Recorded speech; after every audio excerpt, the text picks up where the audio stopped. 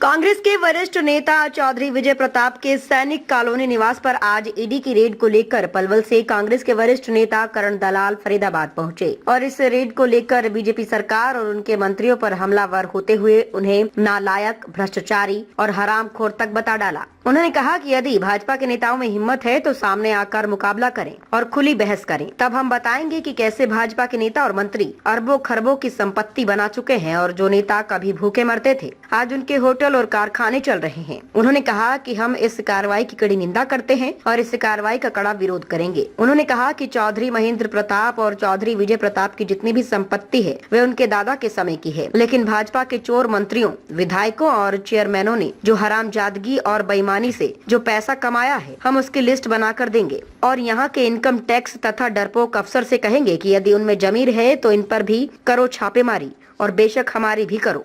हुई है क्योंकि वो कांग्रेस परिवार से, कांग्रेस पार्टी से ताल्लुक रखते हैं। इसलिए आज बड़े शर्म की बात है कि भारतीय जनता पार्टी को अगर ईडी की छापों की जरूरत है तो केवल विरोधियों के घरों में ही छापेमारी हो रही है। हम पूछना चाहते हैं कि फरीदाबाद में भारतीय जनता पार्टी के सांसद, मंत्री, विधायक, बीजेपी के इतने बड़े बड़े चोर और लुटेरे बैठे हुए हैं जो जनता को लूट रहे हैं, जो यहाँ नाजायज प्लॉटिंग का काम करते हैं, जो रिश्वतखोरी का काम करते हैं, जो इस इलाके के लोगों के ऊपर जुल्म ढा रहे हैं, नाजायज कॉलोनी काटते हैं, उनके यहाँ इनकम टैक्स और ईडी क्यों नहीं जा रही है? आज फरीदाबाद की जो हालत, भाजपा के राज में न पीने का पानी है, न सीवर का इंतजाम है, करोड़ों रुपए के घोटाले नगर निगम के अंदर हुए, वो करोड़ों रुपया भाजपा के नेताओं की जेब में गया है। आज तक उनके वहां तो हरियाणा की पुलिस भी नहीं गई। और फरीदाबाद में नाजायज पत्थरों की खानों की खुदाई, फरीदाबाद के अंदर यमुना के सैंड की नाजायज खुदाई, भाजपा का जब से राज आया है, जब से जो चल रही है, उन भाजपा के चोर नेताओं के घरों में ईडी, इनकम टैक्स और ये हरियाणा की पुलिस क्यों नहीं जा रही है? चौधरी महेंद्र प्रताप इस इलाके के खानदानी नेता हैं जिनके बाप दादाओं का इस इलाके में रहनुमाई रही है।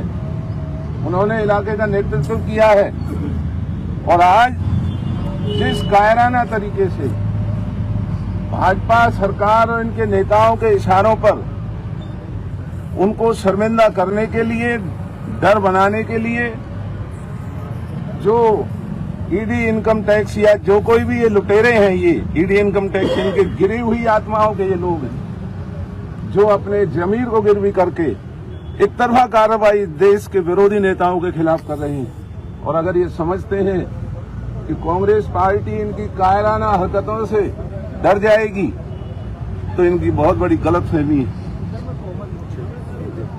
आज हम सब निंदा करते हैं भारतीय जनता पार्टी के उन कायर नेताओं की। उनमें हिम्मत है तो सामने आगे मुकाबला करें और इस तमाम जिला फरीदाबाद की किसी एक चौपाल पर खड़े होकर के भाजपा के नेता हमारे सामने आके खुली बहस करें। हम बताएंगे कि भाजपा के नेताओं की कितनी अरबों खरबों रुपए की जायदाद है जब से बीजेपी की सरकार आई है उनकी बन रही है।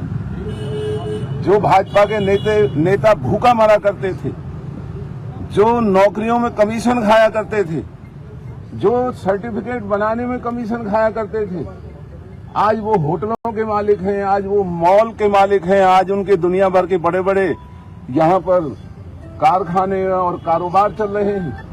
और किसान परिवारों के बच्चे अगर अपनी मेहनत से खा कमा रहे हैं तो यहाँ की ईडी और यहाँ का इनकम टैक्स इस तरीके से कायराना हरकत करके उन्हें यहाँ जो बदनाम करने के लिए आया है, हम इसकी निंदा करते हैं। और जब ये छापा पूरा होगा तो हम चौधरी महेंद्र प्रताप जी से बात करके, अपनी पार्टी के नेताओं से बात करके इस चीज का घोर विरोध करेंगे।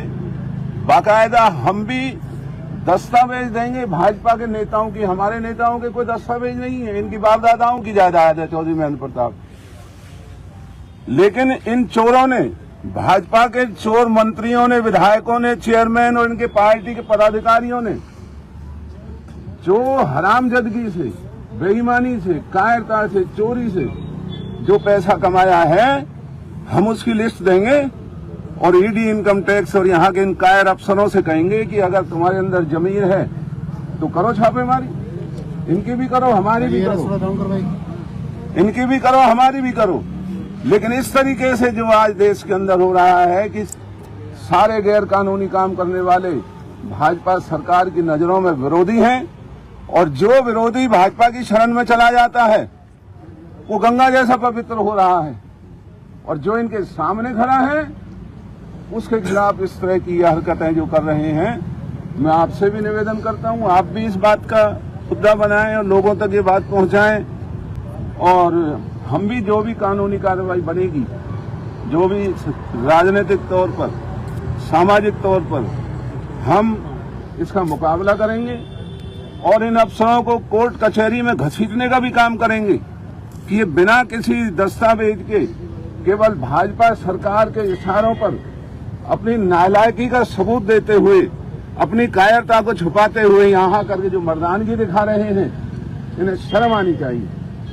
उसी के विरोध में कि ये छेड़छाड़ जो मनरेगा के साथ हो रही है नहीं होनी चाहिए। सेवा दल के तत्वाधान में आज ये कार्यक्रम हुआ है। हमारे पूर्व सांसद विजेंद्र सिंह जी भी पहुँचे, अभी आप उनका इंटरव्यू भी सुन रहे हैं। वो यहाँ से डीसी भी रहे और सबसे शानदार डीसीज में से एक उनकी गिनती होती है। आज भी लोग याद करते हैं, पुराना उनका परिवार है, वो भी कांग्रेस को मजबूत करने के लिए आए। हमारे ज़िले में हमारे नेता चौधरी रघुवीर तेवतिया जी, जिनके संरक्षण में हम सारे कार्यक्रम जिले में करते हैं, हमारे जिलाध्यक्ष बलजीत कौशिक भी, तमाम नेता हैं। तो हमारे एक सांकेतिक धरना है ये आज सरकार को कि भाई अपनी नीतियाँ बदलें और इस तरह के कार्य ना करें। उसके बाद फिर जैसे बड़ी प्रोग्राम पार्टी के नीतियों के तहत तय हों, जिले में तो हम तेवतिया साहब और अपने अध्यक्ष जी बलजीत जी के नेतृत्व में उसे करेंगे। विजय जी, आपने कहा कि सरकार सिर्फ नाम बदलने की बात कर रही है, तो क्या लगता है कि सरकार को सिर्फ नाम से मतलब है, काम में कोई बदलाव नहीं हो रहा है? और नाम भी महात्मा गांधी जी का है। काम तो खराब हो रहा है, काम खराब हो रहा है। अभी आपने सुना नहीं, विजेंद्र जी कह रहे थे कि पहले जब मैं डीसी था और अब मैं 15 साल में इतना अंतर आ गया है, इतना अंतर आ गया है कि उस समय ये मेट्रो कॉरिडोर बनी थी और आज भी वही है बल्लभगढ़, तो उससे आगे नहीं लेके गए। तो ये सिर्फ बातें करते हैं, काम नहीं करते हैं। शहर में सफाई का आलम आप जानते हैं, पीने के पानी की हालत आप जानते हैं, सड़कें टूटी पड़ी हैं,